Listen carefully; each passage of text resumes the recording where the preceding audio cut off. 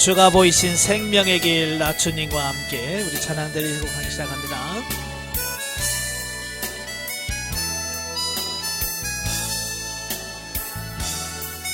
주가 보이신 생명의 길 나주님과 함께 상한 마음을 들이며 주님 앞에 나아가리.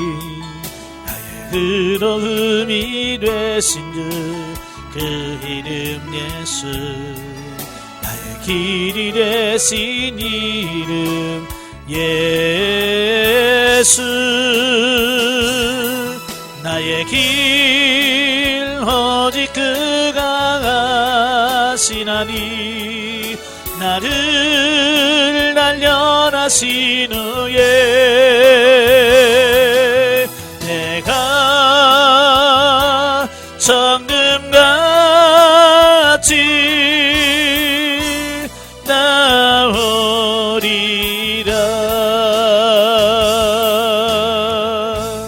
아멘. 기도하겠습니다. 은혜로우신 아버지 감사합니다. 오늘도 우리를 사랑해 주셔서 훈련의 랑소리 인도하시고 민수기의 말씀을 같이 상고할 수 있도록 은혜 베푸시니 감사합니다. 오늘도 주어지는 말씀을 통해서 깨달아지게 하시고 그 말씀대로 사라져지는 귀한 역사가 우리 가운데 임하게 해 주옵소서. 시종을 맡겨오며 예수님의 이름으로 감사하며 기도합나이다. 아멘. 예, 이 시간에는 우리 민수기 31장 보도록 하죠. 교재 172쪽.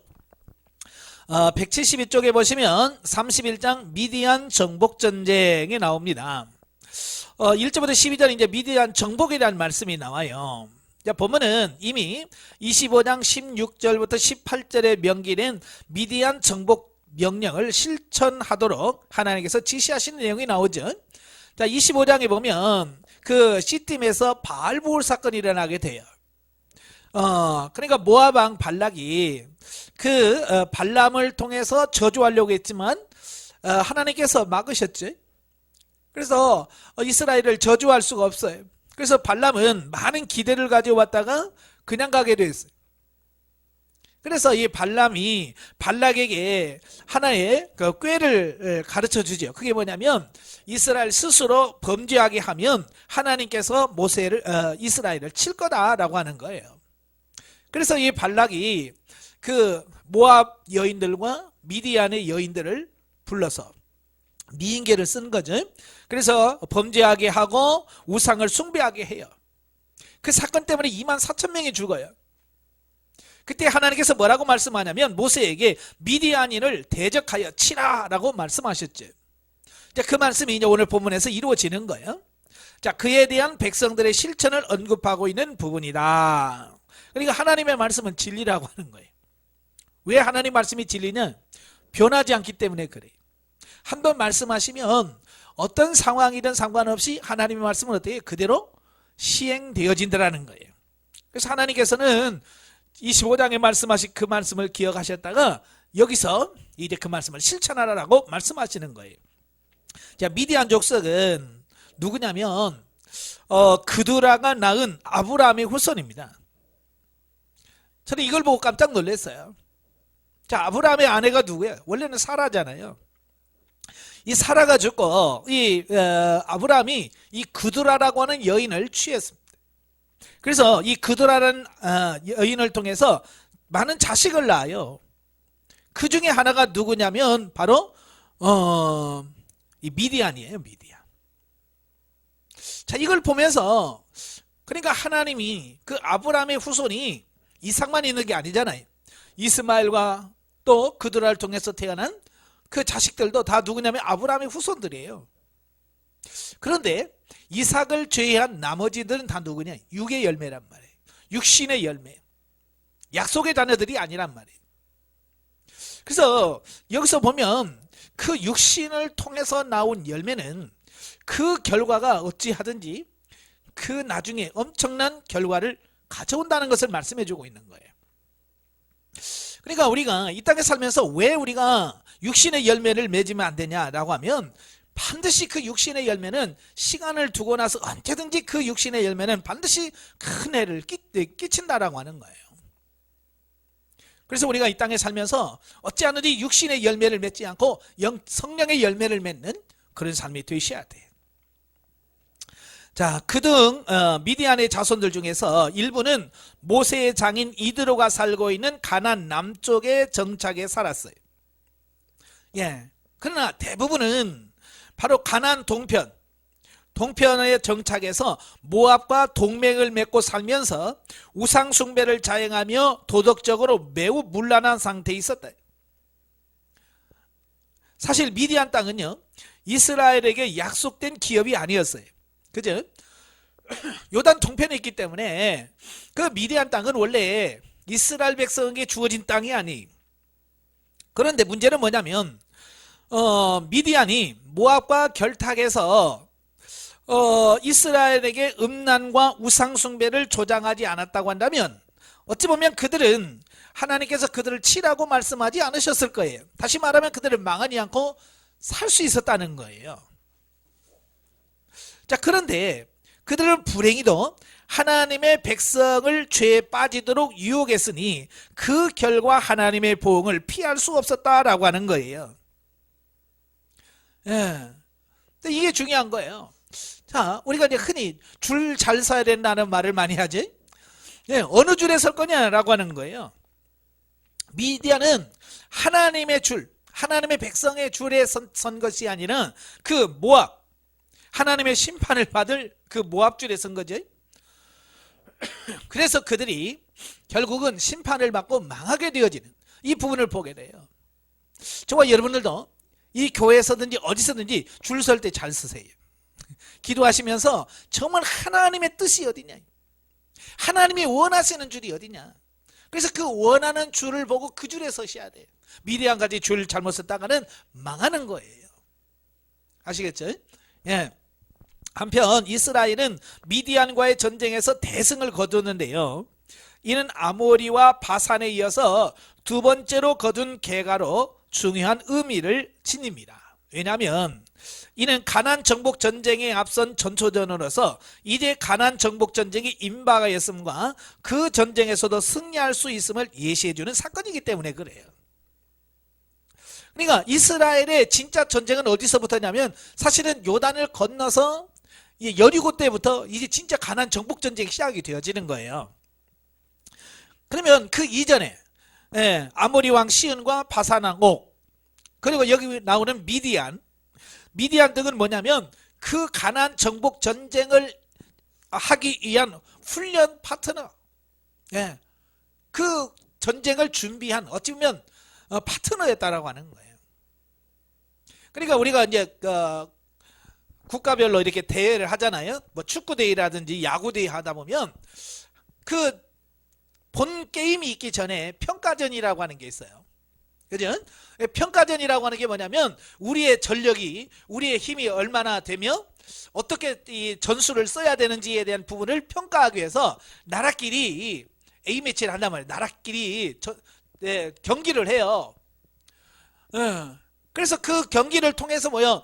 이기면 자신감을 갖고 본 게임에 들어가는 거죠. 그래서 진다고 해서 뭐 상관은 없어요. 그러나 굉장히 사기에 중심이 두는 거예요. 마찬가지로 하나님께서도 이 가나안 본 전쟁에 들어가기 전에 그 아모리라든지 그 바산 왕이라든지 이런 미디안과 충분히 싸워서 전쟁을 준비하는 거예요. 그래서 가나안에 들어가서 정복 전쟁을 할 수 있도록 만들어주는 어떤 그 역할을 하게 되어지는 이 부분을 보게 돼요. 자, 두 번째로 이제 13절부터 24절까지 보면 모세의 진노와 정결례.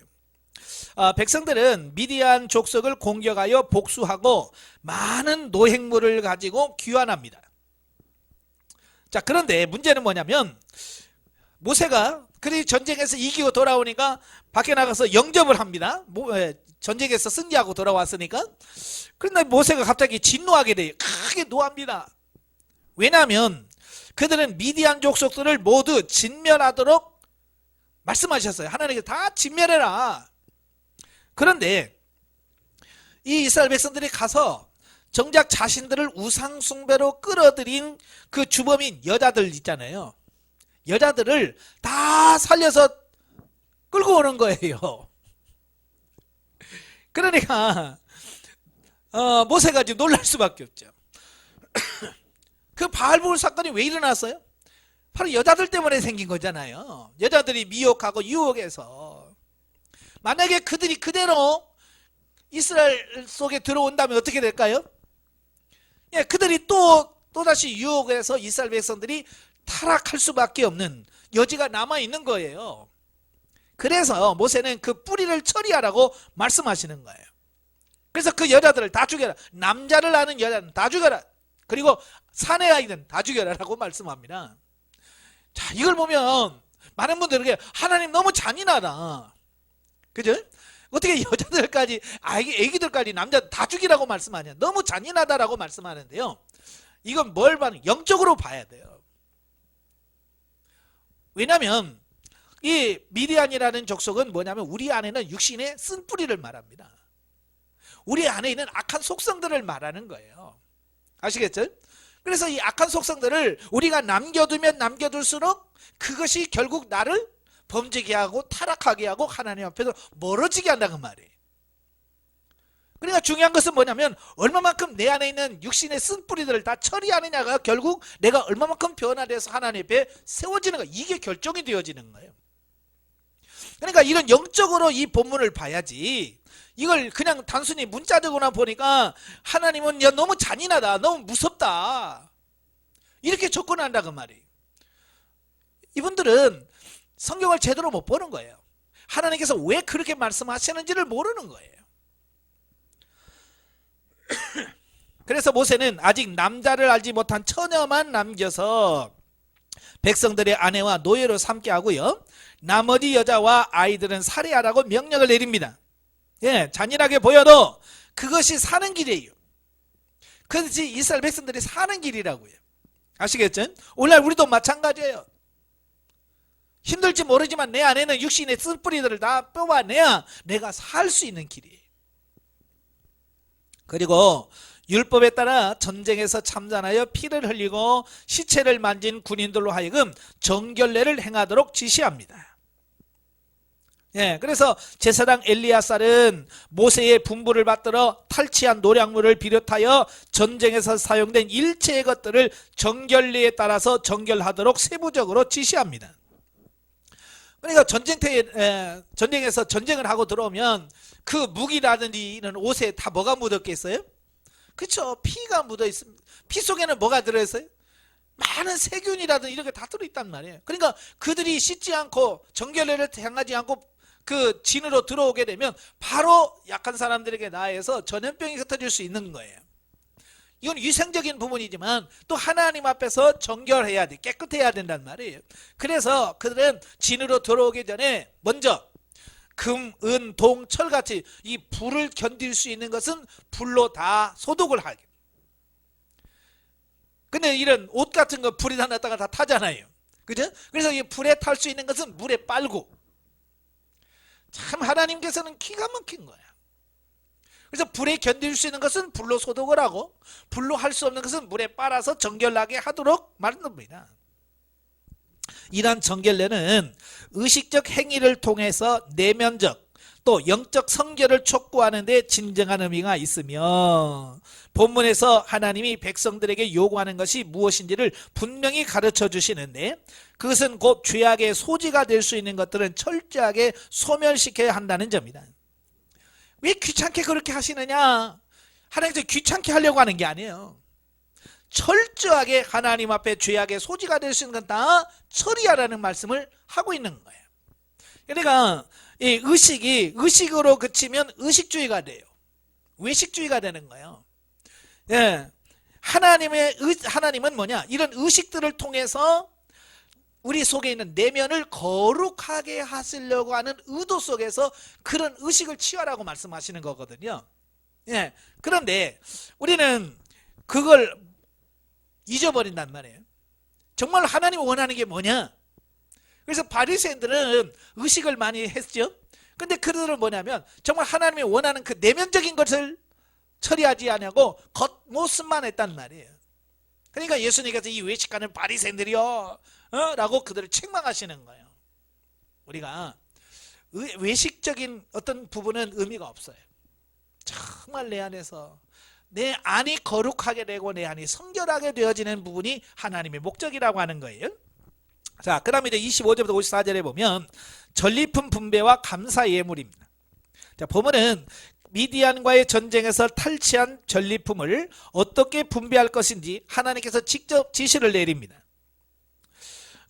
원래 이제 전쟁에서 취한 부분 다 자기들 거거든요. 예, 하나님께서 그렇게 주셨어요. 자, 그런데 하나님께서는 그들에게 그 전리품 분배 원칙을 정해 주셨어요. 그게 뭐냐면 전리품 중에 전리품을 다 해서 절반을 딱 나눕니다. 예, 그들이 얻은 모든 전리품의 절반을 나누어서 절반은 전쟁에 나간 사람에게 참가한 군인들에게 주고 그 나머지 반은 이스라엘 온 회중에게 나눠주라는 것입니다. 예, 이 방법은요 그때 당시에 획기적인 방법이에요. 왜냐하면 그때 당시에는 전쟁에 나간 군인들만 내가 전쟁에 나가서 얻었으면 내 거지 라고 주장해서 전쟁에 나간 사람들만 주었어요. 근데 하나님께서는 이번엔 전쟁에 나가지 않은 사람들까지 전반을 딱 떼서 예? 나가지 않은 사람께 준다 그 말이에요. 예. 자, 이 분배 원칙이 뭐냐? 왜 하나님께서 그 원칙을 정해 주셨냐? 첫째는 전리품 획득이 하나님께서 주신 전쟁에서의 결과임을 깨닫게 해줄 뿐만 아니라 이게 뭐냐면 내가 전쟁에 나가서 이겨서 내가 취한 것이지만 내가 취한 것이 아니라 하나님께서 주신 거다. 예, 그런 의미를 깨닫도록 하려고 하는 거예요. 이게 내가 취했다고 해서 내 것이 아니라 하나님께서 주신 거다라고 하는 거예요. 그리고 두 번째는 뭐냐? 전리품을 분배할 때 생길 수 있는 불의를 막기 위해서. 이게 사람이란 말이죠. 욕심이라는 것은 끝이 없잖아요. 그러니까 자기가 더 많이 가지고 싶은 어떤 욕망이 있어요. 그러니까 하나님께서 그걸 딱 절제시키는 거예요. 반만 나눠라고 하는 거죠. 그 다음에 세 번째가 뭐냐? 전쟁의 승리가 이스라엘 공동체 전체의 이익을 위한 것임을 깨닫게 하는 데 있다. 그러니까 이 말이에요.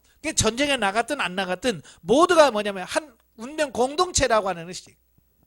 만약에 이런 거예요. 전쟁에 나간 사람들만 전리품을 갖고 안 나간 사람들을 안 준다 그러면 전쟁에 안 나간 사람들, 전쟁에 나간 사람들에서 기도할 필요가 있어요, 없어요? 없죠. 지네들이 어차피 가져갈 건데 이렇게 생각할 수 있다 그 말이에요. 그런데 이렇게 되니까 전쟁에 나간 군인들뿐만 아니라 전쟁에 나가지 않은 사람들도 하나님 앞에 기도할 수밖에 없지. 왜요? 그들이 승리해야 그들이 전리품을 취할 것이고 전리품을 가져오게 되면 그 중에서 또 나누어져서 자기 것도 있다는 말이에요. 그러니까 하나님께서는 어떤 개개인주의가 아니라 공동 운명체라고 하는 이스라엘 전체가 다 하나라고 하는 어떤 이런 의식을 심어주기 위해서 그렇게 되어지는 것을 보게 돼요.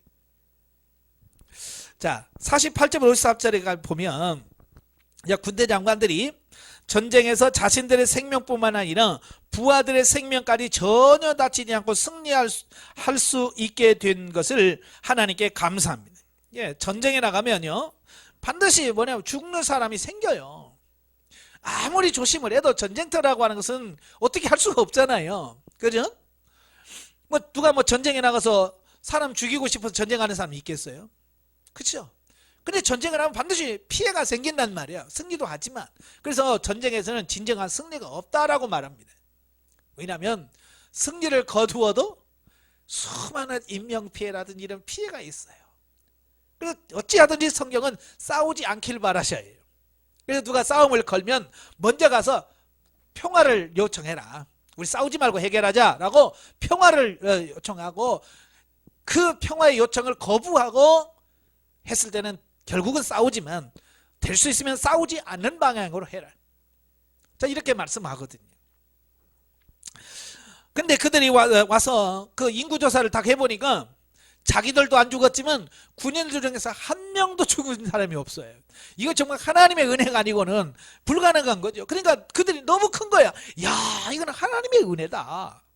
그래서 그들이 스스로가 감사하면서 노획한 물건을 예물로 드렸어요. 예, 그래서 금으로 된 것들은 다 내라. 그래서 그들이 빼앗았던 금반지, 금귀고리, 금으로 된 것은 다 거두어서 하나님께 예물로 드리게 되어지는 어떤 이 부분을 보게 돼요. 이런 태도는 하나님을 생명의 주와 역사의 주관자로 경외하는 진실한 신앙의 모습이라고 하겠다. 이처럼 오늘 우리 성도들도 시시때때로 우리에게 은혜를 베푸시며 우리의 생명을 보호하고 지켜주시는 하나님을 경외하며 진심에서 우러나오는 감사의 자세를 지녀야 할 것이다. 아멘. 그래서 우리는 늘 하나님의 은혜에 대해서 감사를 할 줄 아는 그런 성도가 되어야 됩니다. 자, 32장으로 가죠. 자, 32장은 요단 동편 땅을 약속받은 루벤과 갓지파 그리고 므낫세 반지파에 대한 말씀을 해요. 1절부터 5절에 보면 루벤과 갓지파의 청원이 나옵니다. 자, 보면은 이스라엘이 요단 동편의 아모리와 바산 그리고 미디안 정복을 정복한 후 루벤과 갓지파가 가축이 심이 많고 또한 정복한 길르앗 땅이 가축 사육에 적합한 곳이라는 이유를 들어서 그 땅을 그들의 분깃으로 달라고 모세에게 요청하게 되어집니다. 자, 우리 말에 견물생심이라는 말이 있어요. 그러니까 사람이 보면 욕심이 생기는 거예요. 차라리 안 보면 모르는데 일단 보면 욕심이 생긴단 말이에요. 그러니까 그들이 그 아모리 왕 시온을 쳤죠. 그 다음에 바산 왕 옥을 쳤죠. 그리고 미디안을 치고 나니까요, 그 땅이 너무 좋은 거예요. 그 땅이 너무 좋은 거예요. 그때 루벤과 갓지파가 야, 이 땅을 그냥 버려두고 가기는 너무 아까운 거예요. 사실은 이제 나중에 말합니다. 하나님께서는 경계를 딱 정해 주었거든요. 예, 동쪽으로는 요단강이 그들의 경계예요. 하나님께서 그들에게 준 경계는 요단강까지, 요단강. 근데 지금 이 땅은 어디예요? 요단 동편 땅이에요. 요단 건너편에 있는 땅이에요. 그래서 사실은 하나님께서 이스라엘 백성에게 준 땅이 아니에요. 근데 그 땅을 보니까 너무 욕심이 생기는 거예요. 그래서 르우벤과 갓지파가 모세에게 가지고 이 땅을 우리에게 달라. 우리에게 가축이 많고 이걸 보니까 가축을 치르기에 너무 좋은 땅이다. 사실 그 땅이 요단강에서 강물 있고 그래서 아주 비옥한 땅이에요. 예, 비옥한 땅이기 때문에 너무 좋은 거죠. 그러니까 목축을 하기에는 기가 막힌 장소예요. 예, 사실 길르앗 지역은요, 여러 강의 지류가 주위에 있었기 때문에 매우 비옥해서 훌륭한 목초지를 형성했기에 그들이 그 땅을 요구한 것이 일면 당연한 것처럼 볼 수 있다. 예, 어쩌면 뭐 이 땅 뭐 버리자니 뭐 그냥 우리가 하겠습니다. 얼마나 좋아요, 그죠? 할 수도 있어요. 근데 문제는 뭐냐면 문제가 있다는 말이에요. 첫째, 뭐가 문제냐? 지금 가나안 전쟁에서, 정복 전쟁에서 맞게 될 형제 지파의 희생은 아랑곳하지 아니하고 자신들의 유익만을 추구하지 않은 이기주의적 생각을 갖고 분파를 조성했다는 거예요. 자, 이게 무슨 말이냐면 그런 거예요. 지금 12지파가 한 마음이 돼서 가나안 정복 전쟁에 가서 싸워야 되는데 우리는 이 땅 차지하려고 두 지파가 쑥 빠지면, 그죠? 두 지파가 쑥 빠지면 나머지는 뭐예요? 뭐야 저건 그런 거지. 우리가 실컷 싸워서 뺏어놨더니 지네들이 차지하고 우리는 뭐야 라고 그 백성들이 그 아까 말한 운명 공동체 하나됨 이런 게 사라지고 서로 마음들이 갈라질 수밖에 없다는 거예요. 바로 이제 모세가 그걸 알게 되어지는 거예요. 그리고 두 번째는 뭐냐, 하나님께서 약속하신 땅을 소망하지 아니하고 육신의 안목에 눈이 어두워 단지 정복한 땅에 정착하고자 하는 불신앙적 안일한 자세를 보이는 실수를 범했다는 거예요. 그러니까 하나님께서 명령하신 땅은 어디예요? 가나안 땅이에요. 가나안 땅은 분명히 하나님께서 요단 건너편이에요. 지금 그 땅은 하나님이 주신 땅이 아니에요. 그럼에도 불구하고 그들은 욕심 때문에 그 육신에 보이는 그 안목의 정욕 때문에 그 땅을 차지하려고 하는 어떤 그런 부분을 보이는 거죠. 어찌 보면 그들이 욕심 때문에 이런 실수를 하게 되어지는 거예요. 야고보에서 보면 욕심 잉태한 즉 죄를 낳고 죄가 장성한 즉 사망을 낳느니라. 이게 모든 죄는 어디서부터 출발하냐면 욕심에서부터 출발합니다. 그러니까 욕심 없는 사람은 죄 안 져요. 항상 욕심이 있으면 그 욕심이 죄를 져. 아담과 하와도 왜 선악과를 따먹었어요? 욕심이거든요. 그 욕심이 뭐냐면 하나님처럼 되고 싶다는 거예요. 내가 하나님처럼 되고 싶다. 그것도 욕심이에요. 그 욕심이 결국 선악과를 따먹게 만들고 우리를 타락하게 만든 거예요. 자, 이들도 마찬가지야. 너무 좋은 거예요. 눈에 봐서 좋다고 좋은 것은 절대로 아니라고 하는 것을 기억하시길 바래요. 아시겠죠? 자, 이것은 오늘날 자기들의 일만 구하고 주님의 일을 구하지 않는 많은 사람들의 불신앙을 대변한다고 할 수 있다. 즉 신앙이라고 하는 많은 사람들이 인간적인 눈으로 세상을 바라보고 눈에 보이는 현세적인 이익과 유익에 영적인 눈이 어두워 영적 가난을 바라보지 못하고 현실에 안주하려고 하는 것이다. 바로 이 르우벤 지파와 갓 지파의 행동은 뭘 말하냐면 오늘날도 눈에 보이는 현실, 여기에 안주하려고 하는 그 속성을 그대로 우리에게 보여준다라고 하는 거예요.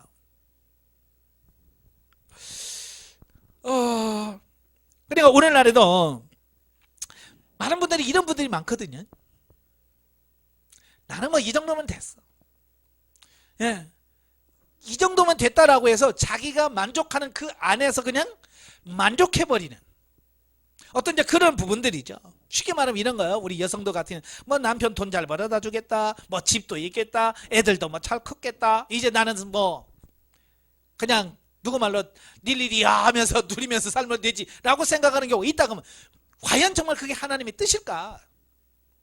그죠? 정말 하나님이 그렇게 그걸 원하실까? 우리는 하나님의 뜻에서 모든 걸 생각해 봐야 돼.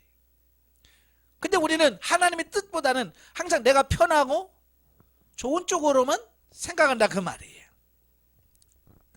자, 175페이지. 그러나 우리는 눈에 보이는 것은 잠깐 있다 없어질 것이요 하나님의 나는 영원한 것임을 명심하고 최선의 노력을 다하면서 어떠한 시련이라도 극복하여 하나님께서 약속하신 그 나라를 차지해야 할 것이다. 이게 중요한 거예요. 내가 얼마나 힘드냐 어렵냐가 중요한 게 아니에요. 하나님의 약속하신 것이 과연 어디냐, 내가 그 나라를 차지했느냐, 이게 중요한 거거든요. 그러니까 우리는 눈에 보이는 것에 따라 사는 것이 아니라 아무리 힘들고 어려워도 하나님의 뜻을 이루는 데다가 초점을 맞춰야 돼요. 여러분, 새벽기도 하는 게 편해요? 안 하는 게 편해요? 당연히 안 하는 게 편하죠. 여러분, 영성훈련 하는 게 편해요? 안 하는 게 편해요? 안 하는 게 편하지. 그러니까 우리가 안 하는 걸 택하면 편해요. 그런데 그걸 함을 통해서 하나님께서 주시는 그 은혜나 신령한 것들은 뭐예요? 다 놓치게 된다는 말이에요. 그러니까 편한 것만 추구하면 절대로 안 된다는 말이에요. 아무리 힘들고 어려워도 하나님이 원하시는 거라면 우리가 죽음을 각오하더라도 그걸 차지할 수 있는 그런 부분이 돼야 돼.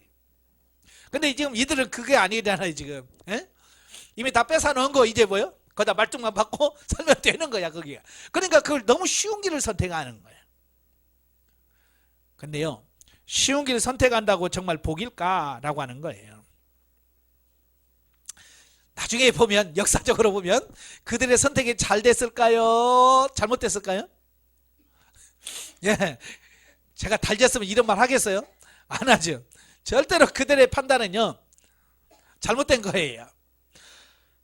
사실 그 요단 동편 땅은요 그 왕의 대로가 있어요. 원래 이 왕의 대로라고 하는 게 뭐냐면 왕들이 가는, 이게 전쟁에 나갈 때 항상 왕들이 가는 큰 길이 있어요. 그 길이 있어. 지금도 가면 그 고속도로가 쫙 열려 있거든요.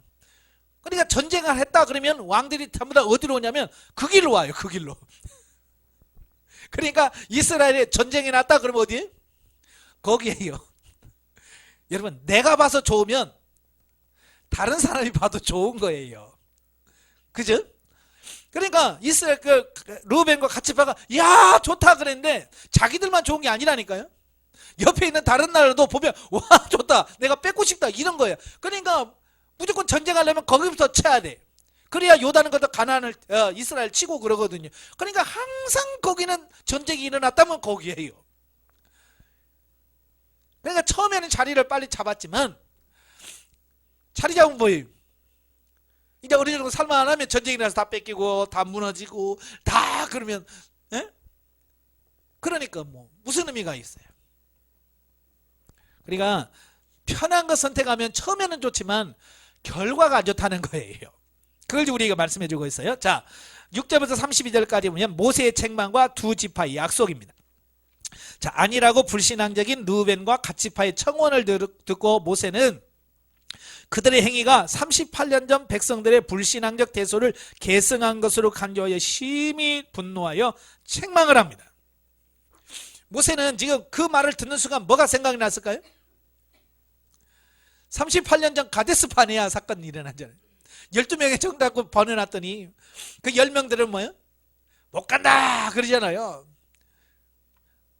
여호수아와 칼렙이 아무리 하나님께서 주셨다 가자 그래도 안 들어. 그래서 결국 그들은 뭐예요? 다시 애굽으로 돌아가자 그래가지고 하나님 화가 나셔가지고 너희들은 가나안 땅에 하나도 못 들어간다.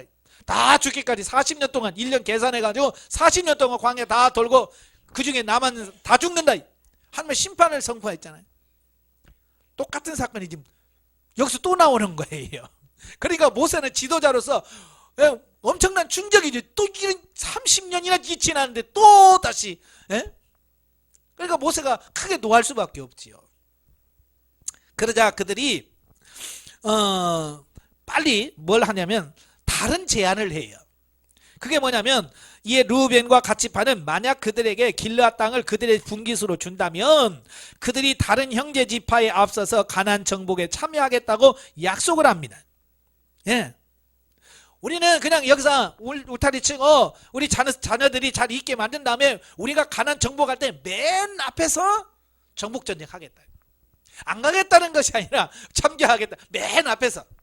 그리고 정복 전쟁 다 마친 후에 우리가 돌아오겠다라고 하는 제안을 하게 돼요. 참 이들도 머리는 참 좋아요. 예? 결국은 뭐예요? 하나님의 뜻대로 하겠다고 하는 게 아니라 자기들 뜻대로 하겠다는 거잖아요. 그죠? 여러분도 그래요? 우리가 좀 하나님의 뜻에다가 초점 맞추고 하나님의 뜻을 이루고 성취하는 데다가 초점을 맞춰야 되는데 우리는 어떻게 하든지 기도해도 뭐예요? 예수님처럼 아버지의 뜻대로 되기를 원합니다. 그래야 되는데 결국은 뭐예요? 그렇죠. 이렇게 해줄 줄로 믿습니다. 그럴 줄 믿고 나는 갑니다. 이제 그러는 거잖아요. 참, 끝까지 내 뜻을 포기하지 않고 항상 하나님의 뜻을 내 뜻으로 맞춰버려. 이들처럼 똑같아. 가겠다. 이거 주면 우리는 가겠다. 맨 앞에서 가겠다. 그런데 자기가 낸 욕심은 내려놓지 않겠다. 이거잖아요. 혹시 여러분도 그러지 않을까요? 여러분도 그러시죠? 예. 자, 그런 부분들을 여러분 잘 하셔야 돼. 그러니까 모세도 더 이상 반대할 게 없잖아요. 그죠? 아니, 맨 앞에가 싸우겠다는데. 그래서 모세는 그들의 청원을 조건부로 그 약속을 지키는 조건부로 허락을 합니다. 그리고 이스라엘 지도자들에게 르우벤과 갓 지파의 약속을 회부하고 그들이 책임을 이행하도록 촉구합니다. 자, 한편 본문에서는 첫째, 성도가 형제와 이웃의 유익을 생각하지 아니하고 자신의 유익만을 쫓으려는 행위는 하나님의 뜻을 거스리는 것으로 하나님의 심판을 피하지 못한다는 사실을 가르쳐 줍니다. 그러니까 너무 이기적이면 안 된다는 거야. 너무 이기적이면 안 돼. 교회 안에서도 마찬가지. 연말이 되면 교회마다 시끄럽습니다. 왜 그럴까요? 그 직분자 세우고 또 뭐요? 이런 구역 나누고 이런 부분 속에서 뭐요? 자기 의견 있잖아요. 그죠? 자기가 하고 싶은 대로 안 되면 성질내. 아니, 교회 전체적인 부분에서 이렇게 구역이 나눠지고 그러면 내 마음에 안 맞는 사람하고도 한 구역이 될 수 있잖아요. 그죠? 그럴 때는 어떻게 해야 돼요? 또 하나님께서 내 마음을 넓히라고 또 하나님께서 이렇게 길을 주시는구나. 할렐루야, 감사합니다. 이런 길을 통해서 사람의 대인관계가 더 넓혀지게 해서 이러면 얼마나 좋아? 근데 그렇게 해요, 안 해요? 쫓아가죠? 목사님, 그럴 수 있어요. 그러면서 다져. 절대로 안 합니다. 난 구역 오늘부터 안 가요. 뭐 이러면서 자기의 뜻만 내세우는 사람 너무 많아. 여러분 중에 그런 분은 없으시겠죠? 예. 이기적이면 안 된다는 거예요. 절대로 하나님께서 우리 가르쳐 준 게 이기적이지 마라. 두 번째는 뭐냐, 성도는 하나님의 나라가 완성될 때까지 부단히 투쟁해야 된다는 거예요. 이게 중도 포기하면 안 된다는 거예요. 중도에서. 근데 많은 분들이 가다가 중도에서 포기한다고 말이에요. 왜? 힘들어요, 너무. 아니, 세상에 힘 안 드는 게 어디 있어요. 근데 힘들수록 뭐냐, 힘들수록 결과가 좋아요. 내게 기쁨이 더 커요. 그러니까 힘들다고 포기하지 말라 그 말이에요. 그리고 세 번째로는 자기 자신의 잘못을 책망하는 말을 진심으로 받아들이고 자신의 실수를 회개하는 겸손한 자세가 필요함을 교훈해 준다. 그러니까 이 루벤 지파, 갓 지파도 마찬가지죠. 물론 다 포기하진 않았지만 모세가 책망을 하니까 어때요? 바로 그냥 바꾸잖아요. 우리 안 가겠다는 말이 아니다. 우리 가겠다. 이 땅을 주면 가겠다라고 확 바꾸잖아요. 이런 어쩌면 결단, 결심, 변화에 대한 어떤 이런 부분이 우리에게 필요하다라고 하는 거예요. 근데 보면 가끔은 끝까지 고집 피우는 분들이 종종 계셔요. 예? 예. 심지어는 뭐라고, 내 눈에 흙이 들어가도, 이런 분도 계셔요. 진짜 눈에 흙 들어가면 어떡하려고. 그러지 말라고 말이에요. 그러니까 고집 피워가고는 하나님의 나라를 이룰 수가 없어요. 내가 잘못됐다라고 하는 사실을 느끼는 그 순간, 내가 깨달아지는 그 순간 바로 바꿀 수 있는 그런 삶이 되셔야 됩니다.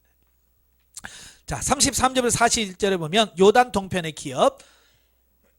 자, 모세가 요단 동편의 땅 곧 길르앗 땅과 야셀 땅을 루벤과 갓 지파 또 므낫세 반 지파에게 주어 기업으로 삼게 합니다. 자, 본문에서 특이한 사실이 나오죠. 그게 뭐냐면 므낫세 반 지파가 루벤과 갓 지파의 청원에 가담한 기록이 없음에도 불구하고 요단 동편의 땅 일부를 그들의 기업으로 얻은 사실이다. 예, 그러니까 그 땅을 달라고 한 지파는 루벤과 갓 지파예요. 근데 모세가 나눠줄 때는 루벤 지파에도 주고 갓 지파에도 주고 므낫세의 절반 지파에게도 나눠주더라고 말이에요. 왜 그러지? 자, 그렇게 생각했는데요. 아마도 므낫세 반 지파가 그 길르앗을 쳐서 취하고 아모리인들을 쫓아내는데 지대한 공적을 세웠기 때문으로 보이는. 그러니까 므낫세 지파가 그 요단 동편 땅을 정복할 때 제일 앞장서서 선봉리에 서서 큰 공을 세웠다고 말이에요. 예, 그러니까 예를 들어서 루벤 지파가 공을 세웠는데, 므낫세 지파가 공을 세워서 그 땅을 많이 차지했는데, 갑자기 루벤 지파, 갓 지파만 나눠주면 지금까지 공을 세운 므낫세 지파에게는 뭐가 있겠어요? 불만이 생기겠죠. 아니, 누가 죽으라고 해서 싸워서 뺏어놨더니 누구만 쏙 주고 우리는 뭐야? 라고 생각할 수 있죠. 그죠? 그래서 아마 모세가 그들의 불만을 잠재우기 위해서 그들에게도 큰 땅을 딱 준 걸로 보여집니다. 하나님께서는 분명히 심은 대로 거두고 행한 대로 갚아주신다는 거예요. 그러니까 열심히 한 만큼 뭐예요? 보상이 가는 거예요. 어떻든 이 두 지파 반은 그 땅에 거하여 한동안 평화로운 생활을 할 수 있었으나 그곳은 군사와 경제적인 면에서 매우 중요한 이책이 있었기에 두 지파 반은 한시도 평안한 생활을 할 수가 없었다. 아까 설명드렸죠? 그 땅은요 너무 좋아요. 네. 그래서 전쟁에 끊이질 않아요. 처음에만 좀 평안을 누리다가 이제 주변의 나라를 통해서 끊임없이 전쟁이 일어납니다. 이란 사실은 롯의 경우와 함께 세상적인 안목으로 선택하는 것이 하나님의 뜻에 합당치 않다는 것과 아무리 좋고 아름답게 보이는 것이라 할지라도 하나님께서 허락하시지 않으면 그것은 일시적인 것이요 결국은 고통과 시련을 안겨줄 뿐이라는 점을 교훈해 준다. 자, 창세기 13장에 보면 애굽에서 아브라함이 돌아오죠. 돌아와서 아브라함도 양이 많고 롯도 가축이 너무 많은 거예요. 그러니까 목자들끼리 막 서로 싸우는 거예요. 네, 좋은 데서 먹이고 빨리 쉬어야 되잖아요. 그러니까 서로 먼저 하겠다고 막 싸우는 거예요. 그래서 아브라함이 롯에게 야, 너무 많으니까 우리 이제 분가하자. 그래서 갈라서게 합니다. 그러면서 아브라함이 롯에게 말하죠. 네가 좌하면 나는 우하고 네가 동하면 나는 서할게. 먼저 선택해라 라고 말하죠. 그때 롯이 요단 동편 땅을 쫙 보니까 어때요? 기가 막히잖아요. 풀밭 편한, 넓고 편한 길이 있어. 그러니까 그쪽으로 가버리는 거지. 롯은 뭘 봤어요? 하나님의 약속을 보지 않고 눈에 보이는 것, 좋은 것만 선택했다는 말이에요. 그러나 아브라함은 뭐야? 요단 서편을 보면요, 건기 때는 풀 한 포기 안 나는 그 광야나 이런 것밖에 없어요. 황량하죠. 그런데 결국은 누가 더 잘 돼요? 눈에 보아서 좋은 데로 간 롯은 나중에 전쟁에서 쫄딱 망하고 포로로 끌려가잖아요. 그래서 또 아브라함이 구해줍니다. 그래서 정신 못 차려요. 그런데 나중에 소돔과 고모라가 멸망할 때 뭐 하나 가지고 나온 거 있어요? 하나도 못 가져와 놨어. 그렇게 좋아했던 모든 걸 다 놓고 겨우 몸만 빠져나와요. 예. 그걸 보면서도 우리는 끊임없이 지금 뭐예요? 눈에 보아서 좋은 것만 선택한다고 말해요. 직장을 선택할 때도 얼마나 돈 많이 주냐, 이것만 보잖아요.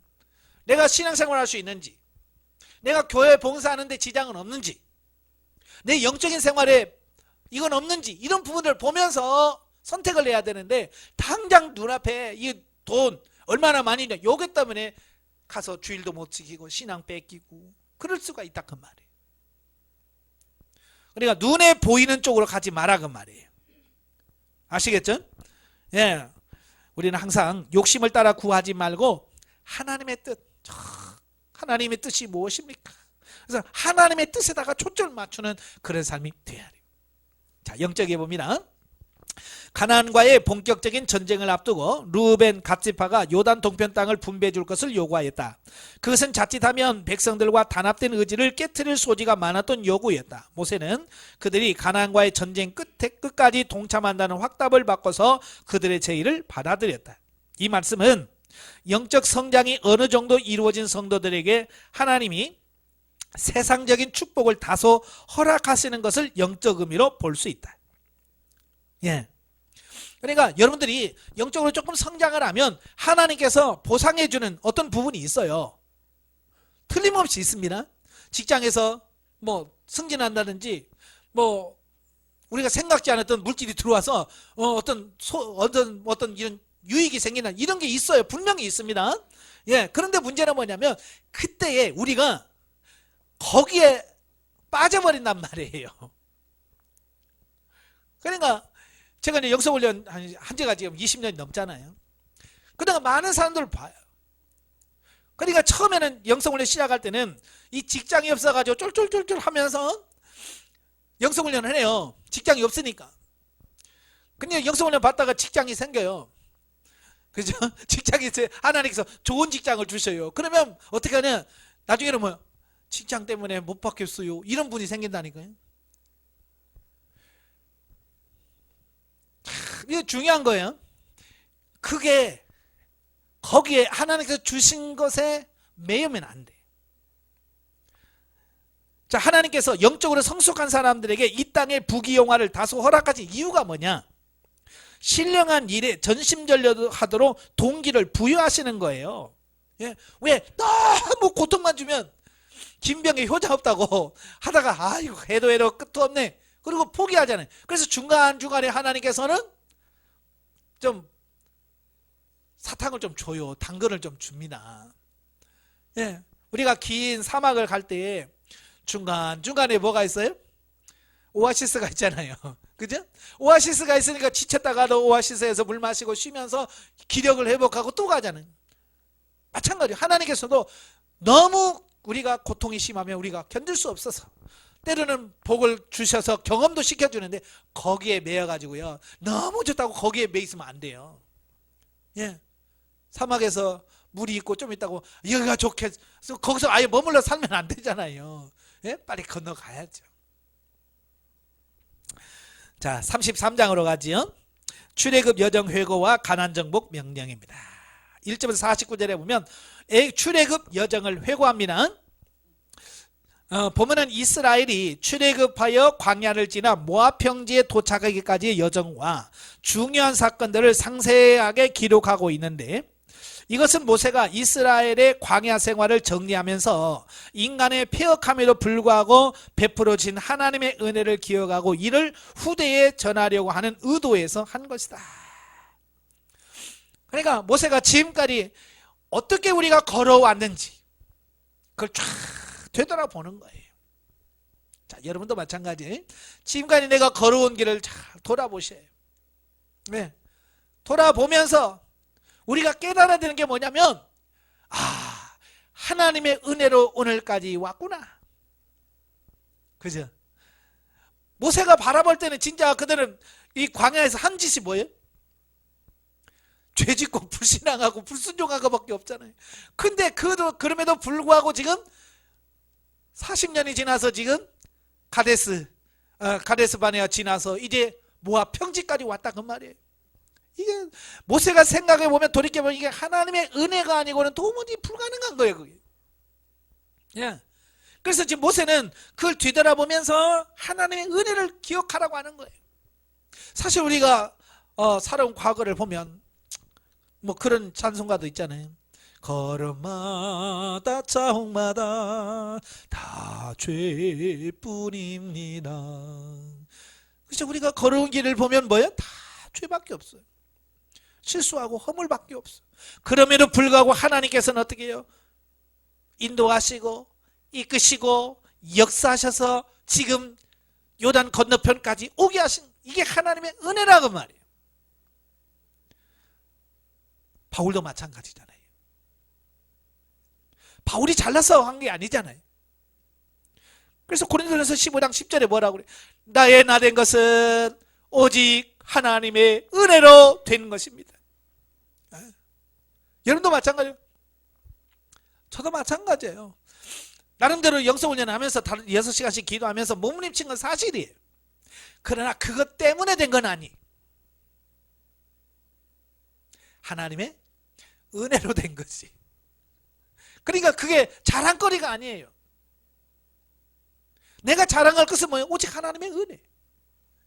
하나님의 은혜로 된 거다라고 하는 것만 내세울 수 있는 거죠.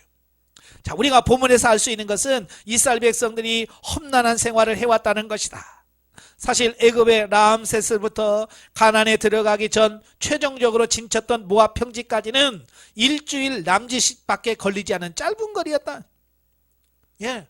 그러니까 건강한 사람들이 애굽에서 출발해서 지금 진친 그 모압 평지까지 그냥 건강한 사람이 잘 걸으면 일주일이면 갈 수 있는 거리예요. 일주일이면 갈 수 있는 거리지 몇 년 걸렸어요? 40년 걸렸잖아요. 40년. 자, 이게 왜 그러냐 이거 왜? 그 일주일이면 갈 수 있는 거리를 왜 40년 걸렸냐 그 말이에요. 그리고 40년 동안 이 33장에 기록된 그들이 진을 친 곳만 모두 41곳이 41곳이. 그러니까 막 그냥 걸쳐 간 곳 빼고 진을 쳐서 오랫동안 머물렀던 곳만 41곳이에요. 그러니까 평균적으로 1년에 한 번 이상 이사했다는 얘기죠. 그죠? 여러분 이사 해보신 분들은 아시죠? 저도 젊었을 때는 이사 그 별거 아니었어요. 이사 집 사는 거요? 저도 너무 자주 해봤고요. 집 사는 거요. 저는 완전 숙달된 조교예요. 잘 쌉니다. 예? 그래서 제가 이삿짐 싸려면요, 이삿짐 센터 아저씨가 와가지고 누가 쌌어요 이거? 와 이거 진짜 잘 쌌네요. 저 그만큼 기술이 있습니다. 자주 하다 보니까. 그런데 나이 드니까 이게 힘들더라고요. 이제 못하겠어요. 이제 지난번에 하고는 야 이사 못하겠다. 힘들더라고요. 예를 들어 40년 동안 41번이나 이삿짐 들고 싸고 이고 가는 거 생각해 보세요. 쉬운 게 아니잖아요. 그러니 그들이 정말 험악한 세월을 산 건 사실이에요. 그럼 왜 그랬냐고요. 왜? 하나님 원래 계획 같은 거 아니잖아요. 그죠? 하나님 원래 계획은요, 1년 좀 남짓 지나서 잘해야 1년 한두 달이면 갈 수 있는, 하나님께서 그런 계획을 세우셨거든요. 1년까지는 신의 산에 머물면서 성막 짓고 율법 주고 하나님과 이스라엘 백성 언약을 맺고, 그래서 딱 해서 1년 만에 출발해서 들어가려고 했거든요. 근데 그들이 못 가겠다고 그래가지고 다시 뒷바꿔 했잖아요. 예. 그 이유는 오직 한 가지, 그들의 불순종과 불신앙 때문이었다는 말이에요. 예. 자기들 잘못이에요. 누구 탓할 거 없어요. 하나님 때문에 못해. 쥐들이 못 간다고 안 간다고 그래가지고 그렇게 된 거니까 불만할 수 없지요. 자, 하나님은 백성들이 불순종과 불신앙의 상태로 당신의 약속한 거룩한 땅에 들어가는 것을 용납하지 않으셨다. 왜냐하면 하나님의 나라는 믿음으로 가는 나라예요. 믿음으로 가는 나라인데 그들이 믿지 않고 불순종하는데 어떻게 그 나라를 들어가냐고요. 그래서 하나님께서 야, 다시 믿음 훈련하자. 그래서 40년 동안 훈련시키는 거예요. 애들은 다 알아. 믿음으로 가는 나라 하나님은. 근데 어른들은 몰라요. 어른들은 돈 가지고 가는 줄 알아. 에? 하나님 난 믿음으로 가는 거예요. 자, 그래서 하나님은 40여 년 동안을 광야에서 유리하도록 하심으로써 자신들의 잘못과 죄를 회개하게 하고 하나님만을 의지하고 순종하는 백성으로 만드셨다. 이게 하나님께서 광야 40년 허락하신 이유예요. 그래서요, 이제 여호수아서에 가보면 이스라엘 백성들은요, no 없어요. 하나님께서 가라 그러시면 가는 거예요. 심지어는 요단강에 물이 막 철철 넘치는 때도 가자 그러니까 벗겨내면 제사장이요, 그 요단강에 물이 막 철철 넘치는 곳에 들어가는 거예요. 그게 뭐냐, 하루아침에 이루어지는 게 아니라고요. 40년 동안 훈련시켜서 이제 그들 속에 믿음이 생기니까 그게 가능한 거예요. 여러분도 마찬가지. 이제 지금은 순종하지 못할지라도 이 영성 훈련을 통하면 여러분 믿음이 성장한단 말이에요. 성장하면 여러분들이 이제 하나님 말씀에 100% 순종할 수 있는 사람으로 여러분이 세워진다 그 말이에요. 하나님의 훈련 없이 되어지는 것은 없어요. 따라서 광야 40년의 여정은 거룩한 땅에 합당한 백성으로 세우는 인고의 과정이라고 하겠다. 마찬가지로 오늘 이 세상을 살아가는 우리도 죄와 허물을 씻고 하나님 나라에 이르기까지 인고의 훈련을 쌓아야 함을 알아야 한다. 그러니까 절대 훈련 없이는 되어지는 게 없어요. 그래 리처드 포스터가 뭐라고 해요? 훈련 없는 성장은 없다. 예, 훈련 없는 성장은 없다고 말하잖아요. 그러니까 여러분도 이 훈련을 잘 통과하시길 바라요. 아시겠죠? 자, 50절 56절까지 보면 가나안 거민에 대한 경계령. 지난날의 광야 여정을 회고한 모세는 가나안에 들어가서 유념해야 할 것들을 재차 강조합니다. 우리가 들어가는 것만 중요한 게 아니에요. 들어가서도 어떻게 살 거냐, 이게 또 중요하거든요. 예, 그래서 그들이 하나님께 축복을 받을 수 있는 길이 무엇인지를 제시하는데요. 그것은 곧 가나안 거민을 다 멸하고 그들의 우상과 산당을 다 파괴하라는 것이다. 그러니까 복은 그냥 오는 게 아니에요. 하나님의 말씀대로 살 때 복이 와요. 예, 저는 예전에 안양에서도 목회할 때 우리 성도들에게 제발 복 달라고 기도하지 말아요. 복 달라고 해서 하나님 복 주는 게 아니다. 만약에 복 달라고 기도해서 복 주실 것 같으면 우리나라는요, 세계에서 지금 제일 부자 되고 제일 잘 사는 나라가 됐을 거예요. 왜? 입만 열면 하나님 축복해 주시옵소서 맨날 축복해 달라고 기도하는 게 누구예요? 우리 한국 시민, 우리 교인들 아니? 근데 그렇다고 복을 받냐 이거요? 못 받아. 누가 복을 받느냐? 하나님의 말씀대로 살고 순종하는 사람이 복을 받더래. 그러니까 복 주세요 라고 기도할 시간에 순종해요. 그게 복 받는 비결이에요. 예, 왜? 하나님이 이미 약속했거든요. 내가 너에게 복 줄게. 예, 그냥 믿고 그냥 그렇게만 하면 복을 받는 거예요. 예를 들어서 부모가 그러잖아요. 자식이 너 이번에 시험에 1등하면 내가 노트북 사줄게. 자, 그랬다고 치면 자식은 할 수 있는 게 뭐예요? 믿고 열심히 공부만 하면 되잖아요. 근데 공부를 안 하고 맨날 서 엄마 진짜 사줄 거지? 공부를 안 하고 맨날 엄마 사줄 거지? 그러면 뭐라고 하겠어? 예? 뭐라고 하겠어요? 공부나 해, 이 새끼야. 그건 내가 약속해서 믿고. 근데 시험만은 1등 못했어요. 1등 못했고 엄마의 약속만 있다고 사줘요? 없어요. 엄마 주세요. 너 1등 못했잖아. 그러면 끝이야. 마찬가지예요. 하나님은요 우리에게 순종을 말씀하시는 거거든요. 이렇게 살면 내가 이런 복을 주겠다라고 약속하신 거예요. 그러니까 그건 하나님 앞에 따질 이유가 없어. 왜? 하나님의 한번 진리라고 그랬죠. 하나님 말씀은 진리예요. 한번 약속하면요 어떻게 하든지 지키시는 분이 누구냐? 하나님이에요. 그러니까 하나님 주실 거죠? 맞지요? 할 필요 없다니까요. 그냥 믿고 그냥 살면 그냥 복이 와. 하나님 왜? 약속했기 때문에. 순종하시기를 바래요. 그러니까 가나안 땅에 들어가서 그 가나안 족속들 다 진멸하고 우상과 산당을 다 파괴하면 하나님께서 복을 주신다는 거예요. 그럼 왜 파괴하라고 하느냐? 원래 하나님과 우상은 같이 공존할 수가 없지요. 그의 백성 역시 우상의 백성들과 공존할 수 없으므로 분리되는 삶을 살아야 한다는 것이에요. 왜 분리가 돼야 되냐? 같이 살면 어때요? 또 유혹을 받을 수밖에 없어요. 예, 같이 살면 유혹을 받을 수밖에 없고 결국 넘어질 수밖에 없어요. 왜? 그들이 연약한 걸 알잖아요. 그래서 하나님께서 철저하게 그들을 진멸해라라고 말씀해 주시는 거예요. 이건 영적으로 오늘날 우리에게 뭘 말씀하냐면 아까도 설명드렸지만 우리 안에 육신의 육성, 죄성 이걸 100% 처리하셔야 된다 그 말이에요. 이걸 처리하지 않으면 계속해서 이게 나와서 우리가 그렇게 삶을 살 수 없게끔 만들어요. 그래서 이걸 처리해 버려야 돼. 아시겠죠? 예. 그래서 왜 처리하라고 하느냐? 55절에 보면 니들이 그들을 처리하지 않으면 그들이 눈에 가시가 되고 옆구리에 찌르는 것이 된다. 여러분 눈에 가시 들어가 봤어요? 이거요 정말 안 경험해 본 사람 몰라요. 미치는 거예요. 이거 눈에 들어가면요 이거 막 이거 크지도 않은데 들어가면요 막 콕콕 찌르는데요. 이거 울어도 안 되고 막 들어가 본 사람만이 알아요. 네? 얼마나 고통스러워. 결국은 하나님 누구를 위해서 그렇게 하라고 하냐면 우리 자신들을 위해서 그렇게 하라고 하는 거예요. 근데 그들은 그걸 자기를 위해서 하는 것 생각이 아니고 하나님을 위해서 해주는 걸로 자꾸 생각한단 말이에요. 기도 누구를 위해서 해요?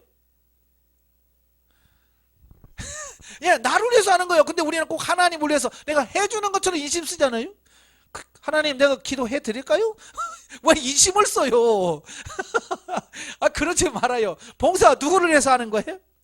나를 위해서 하는 거지 하나님 위해서 해주는 거 아니에요. 나를 위해서 하는 거예요. 육신 처리하는 것도 마찬가지예요. 죄성을 처리하고 육신의 속성을 처리하는 것도 누구를 위해서 해주는 게 아니에요. 인심 쓰는 게 아니에요. 나 스스로를 위해서 하는 거예요. 한편 하나님은 백성들에게 불순종의 결과에 대해 엄중하게 경고하심으로써 백성들이 그의 명령에 순종하도록 촉구하셨지만 그럼에도 불구하고 이스라엘 역사는 그 명령에 불순종한 대가로 엄청난 희생을 치르는 비극으로 얼룩져져 있다라고 하는 거예요. 그러니까 처음에는 이 말씀을 들어요. 그런데 시간이 지날수록 이 말씀이 희미해져. 자, 여러분도 마찬가지. 지금 훈련받고 이 강연을 들을 때는 여러분 중에서 맞춰 그렇게 살아야 돼 라고 결심하지? 근데 시간이 지나면 어떻게 될까요? 희미해진단 말이에요. 희미해져. 육신 처리하는 말도 희미해져. 그래서 성질 빡빡 내면서도 내가 문제인 걸 몰라. 예. 또다시 상대방에게 너 때문이야. 너만 없으면 내가 행복할 텐데 너 때문에 내가 세상에 이렇게 힘들어. 아니 너 때문에 아니야. 나 때문이라니까요. 훈련 받을 때는 계속 이런 강의를 들으니까 그래 맞아 나 때문이야. 그런데 훈련 안 받고 이걸 잊어버린단 말이에요. 그러면 또다시 너 때문이야 라고 바뀐단 말이에요. 그러면 또다시 옛 삶을 그대로 또 살 수밖에 없어요. 이러한 사실은 하나님께서 싫어하시는 죄와 욕심을 내버리지 못하고 불순종하면 그 결과가 엄청난 시련과 연단을 받게 된다는 것을 우리에게 말씀해주고 있다. 여러분, 성경에서 결과는요 분명합니다. 예, 성경의 말씀처럼 분명한 게 없어요. 순종하면 복, 불순종하면 저주. 이건 이미 성경에서 딱 못을 박아놓은 거예요. 이건 어쩔 수가 없어요. 제가 한 게 아니에요. 제가 할 것 같으면 뭐 이래도 복 저래도 복 줄 것 같아. 근데 하나님은 아니에요. 하나님은 순종하면 복, 불순종하면 저주. 이미 딱 나눠졌어요. 나중에 신명기 가보세요. 내가 너에게 두 길을 내가 주겠다. 생명의 길과 멸망의 길을 내가 주겠다. 선택은 니네들이 해라. 그래서 우리가 선택을 해야 돼. 그래서 내가 생명의 길을 선택하면 약속대로 생명을 주고 복을 줘요. 그러나 내가 사망의 길을 선택하면 성경에서 말씀하신 대로 그대로 징계하고 저주합니다. 그렇기 때문에 우리가 늘 기도하면서 주님 어떻게 선택을 해야 됩니까? 어느 길로 가야 됩니까? 우리가 끊임없이 기도하면서 하나님의 뜻에 맞는 길을 선택하는 것, 이게 정말 중요하다고 말이에요. 이걸 놓치면, 이걸 잊어버리면 우리가 또다시 옛 생활을 할 수밖에 없어요. 정신 바짝 차리시길 바래요. 예. 자, 34장입니다.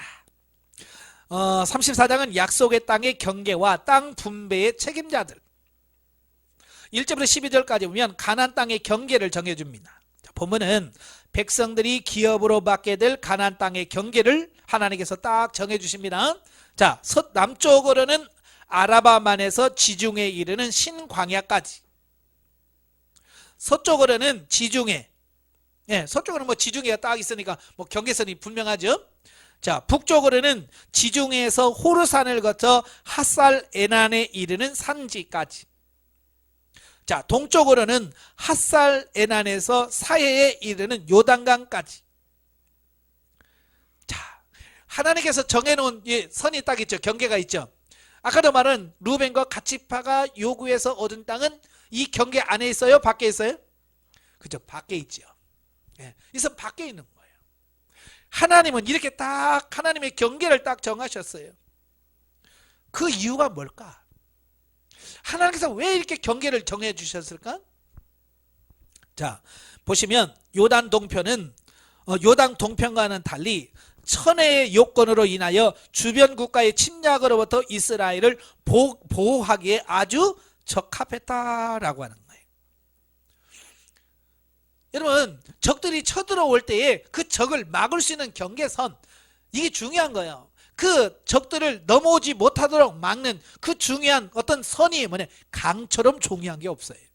지금 뭐 별로 강이 의미가 없어요. 왜냐면 공중 뭐 비행기 타고 날아다니니까 뭐 강이 그렇게, 옛날에는 다 사람이 건너가야 돼요. 사람들이 건너가야 돼. 그러니까 이 강 위에 건너갈 때는요 다 노출되잖아요. 그죠? 숨을 데가 없잖아요. 그러니까 강 건너올 때 화살 쏘면 다 맞지. 또 뭐 말을 타고 갈 수도 없지. 무장 해제된 상태에, 그러니까 이 강이라고 하는 것은 국경할 때 굉장히 중요한 의미를 담고 있어요. 그러니까 하나님께서는요 그들을 보호할 수 있는 경계까지도 다 염두에 두시고 하나님께서 요단강을 경계선으로 딱 정해 주신 거예요. 근데 인간의 욕심이 그 밖에 걸까지 딱 선을 그어놨단 말이에요. 근데 거기는 그런 게 없잖아요. 강으로 이렇게 적들이 못 쳐들게 막을 수 있는 그게 없어요. 그냥 통로예요. 넓은 들판이고요. 에? 너무 좋은 곳이에요. 그러니까 적들이 그냥 휙 들어오는 거예요. 하나님은요 이 작은 가지도 다 세밀하게 하시고 정해주신 거예요. 근데 우리 인간들은 자꾸 그 더더가 결국 그들을 힘들게 하고 망하게 하는 거예요. 한편 이와 같은 가나안 땅의 경계는 남북으로는 약 256km, 예, 남북으로 256km, 동서로는 약 80km 정도의 영토예요. 따라서 이스라엘 인구에 비해 그들이 차지할 땅은 비좁은 편이었다. 그러나 그 땅은 하나님께서 함께 하시는 곳으로 하나님이 친히 백성들의 모든 필요를 채워주실 삶의 터전이었다라고 하는 것을 보게 됩니다. 그러니까 하나님은 자기 백성들이라고 욕심을 내지 않기를 원했어요. 더 좁은 것을 주셨어요. 왜요? 그래야 그들이 하나님을 더 의지할 수 있기 때문이에요. 우리가 잘 되고 막 하면 우리가 더 하나님을 더 잘 섬길 것 같지요? 근데 그렇지 않더라고요. 뭔가 조금 부족했을 때 하나님을 더 의지하고 더 가까이 가는 거예요. 여러분도 경험해 보셨잖아요. 몸이 건강할 때 기도 많이 해요. 몸이 힘들고 어려울 때, 병들 때 하나님께 더 기도 많이 합니까? 예, 저도 이제 목회하면서 그래요. 새벽기도 안 나오던 분이 갑자기 새벽기도 나오면 불안합니다. 기뻐해야 되는데 불안해요. 왜요? 또 무슨 문제가 생겼나? 저 집에? 왜냐면 편안하면 기도 안 한다니까요. 꼭 문제가 터져야 아이고 하나님 그래서 울면서 나와서 새벽기도만 하고 울면서 난리치죠. 그러다가 또 문제가 풀리면 돼요. 언제 그래 난리치도 하나님 빠이빠이 그러잖아요. 좀 그러지 마세요. 좀.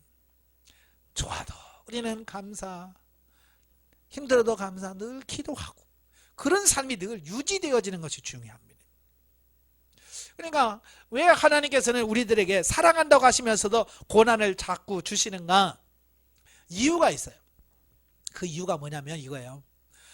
우리가 고난을 주든 안 주든 늘 일상적으로 똑같이 기도한다면 우리에게 고난 주실 이유가 없지요. 그죠? 근데 우리는 고난 주면 기도하고 고난 안 주면 기도 안 해요. 그러니까 하나님께서 어쨌든 우리는 살리려고 기도시키려고 하니까 어때요? 고난 줘야지. 그래야 기도하니까.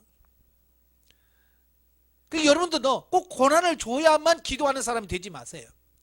항상 기도하는 사람이 되면 하나님께서 인정하면 쟤는 고난 안 줘도 기도하는데 뭐 고난 줄 이유가 뭐 있어? 잘해줍니다. 왜? 고난 안 줘도 잘 기도하니까. 하나님 인정받기를 바래요. 그러나 그 땅은 하나님께서 함께 하시는 곳으로 하나님께서 친히 백성들의 모든 필요를 채워주실 삶의 터전이었다라고 하는 거예요. 비록 사람에 비해서 땅은 적지만 하나님이 그 땅에 함께 하시면 부족함이 없고 그때 풍성한 삶을 살 수 있다는 거예요. 아시겠죠? 이건 뭘 의미하냐? 오늘날 우리에게 주시는 뭐냐? 우리는 환경을 보면 우리가 불평할 때가 많아요. 그죠? 환경을 보면 불평할 때가 많아. 그러나 어찌 보면 우리 지금 여러분의 환경은 하나님께서 가장 우리에게 주시는 적합한 환경이고 내게 딱 맞는 환경이라고 하는 사실. 우리는 양에 차요 안 차요? 안 차죠? 아이고 그래도 그렇지요. 월급을 좀 100만 원 더 올려주시든지 방을 집을 좀 넓은 집을 주시든지 우리는 그러잖아요. 하나님께 주신 것보다 조금 더 욕심이 큰 아니 하나님 보시기에는 지금이 제일 좋은 거예요. 아시겠죠? 그래서 항상 기뻐하십시오. 여러분 환경에서 항상 감사하시고 그게 월세든 천세든 지하방이든 상관없이 현재 감사하고 기뻐하시면 하나님께서 언젠가는 하나님께서 또 다른 복 은혜로 주시는 겁니다. 한편 이스라엘이 장차 차지할 땅의 경계는 이전에 하나님께서 아브라함에게 약속하신 것으로 창세기 15장에 보면 하나님과 횃불 언약을 맺습니다. 그때 하나님께서 아브라함에게 약속한 게 뭐예요? 그 경계를 그때 주셨어요.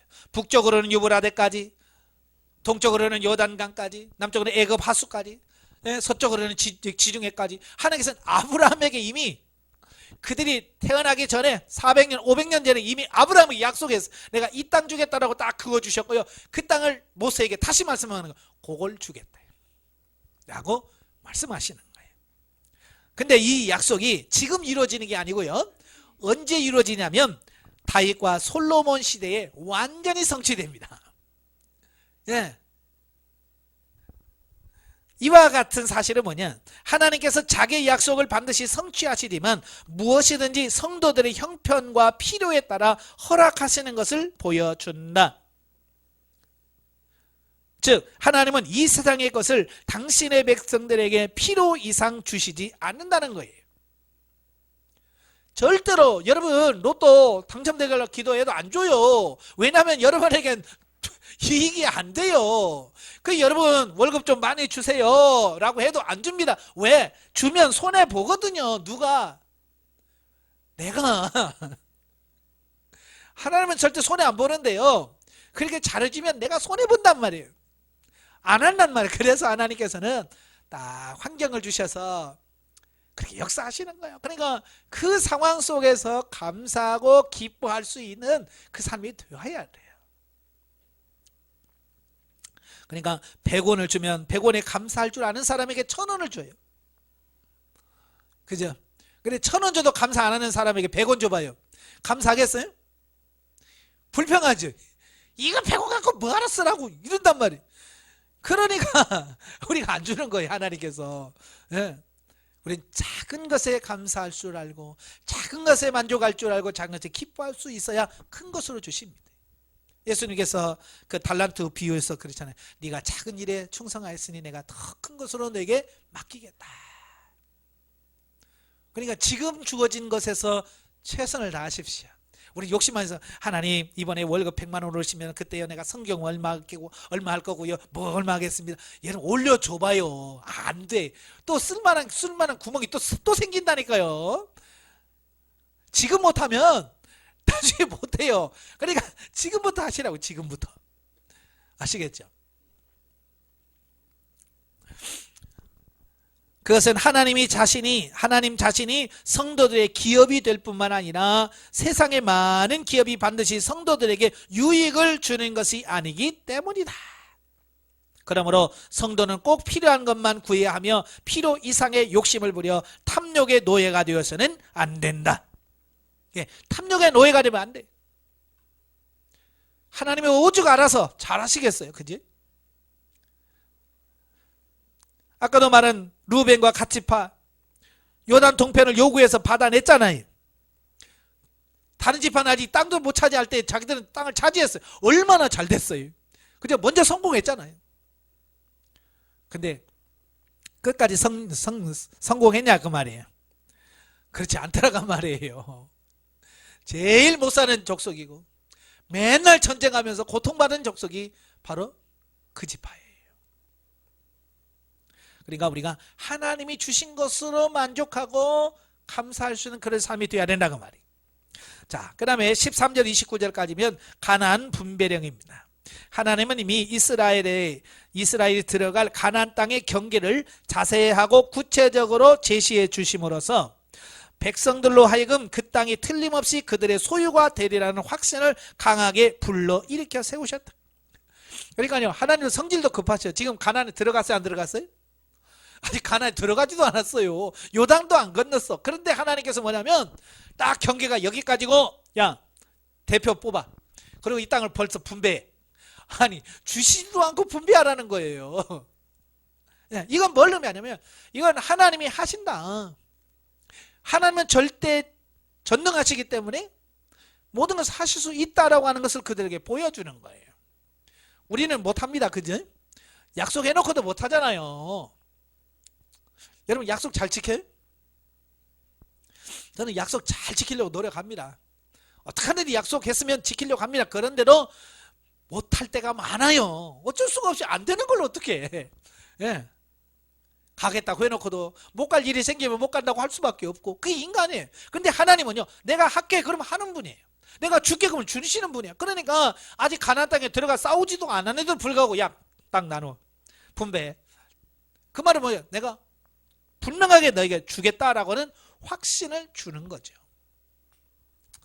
그런 후에 이제 백성들에게 땅 분배 방법을 지시함으로써 요단 동편에서 이미 두 지파 반이 기업을 얻은 것처럼 그들도 확실하게 기업을 얻을 것이라는 확신을 재차 심어주어 용기를 갖고 가나안 정복에 임하도록 격려하고 계신 것이다. 그랬어요. 한편 하나님은 가나안 땅을 분배할 대표자를 직접 지명하여 주셨는데요. 자, 이것은 가나안 땅을 분배하는 모든 과정이 철저하게 하나님 섭리하에 이루어졌음을 보여줍니다. 줍니다. 그러니까 하나님께서 지파마다 누구를 다 지명해요. 지명해서 그들로 하여금 그 일을 하게 하소. 이게 뭐냐? 이 하나님의 절대 주권을 의미하는 거예요. 예, 절대 주권은 모든 것을 책임지시고 끌어가시는 그런 분이에요. 주권이 약하면 어때요? 물어볼 수밖에 없어요. 야, 누구 나올래? 그죠? 힘없는 사람은 그래. 야, 누구 나오실래요? 이러잖아요. 근데 힘 있는 사람은 너 나와, 너 나와, 너 나와. 그렇게 하는 거예요. 하나님의 이거 절대 주권. 이걸 모든 백성들에게 심어주기 위해서 대표자를 하나님께서 직접 지명하여 불러 일시키시는 이런 부분들을 보게 되어집니다. 자, 영적에 보겠습니다. 자, 본문에서는 이스라엘 백성들이 차지하여 누리게 될 가나안 땅의 지경을 말씀하고 있는데 영적으로 장성한 자들이 누리게 될 하나님의 나라와 마귀가 다스리는 세상 나라가 분명히 다름을 보여주고 있다.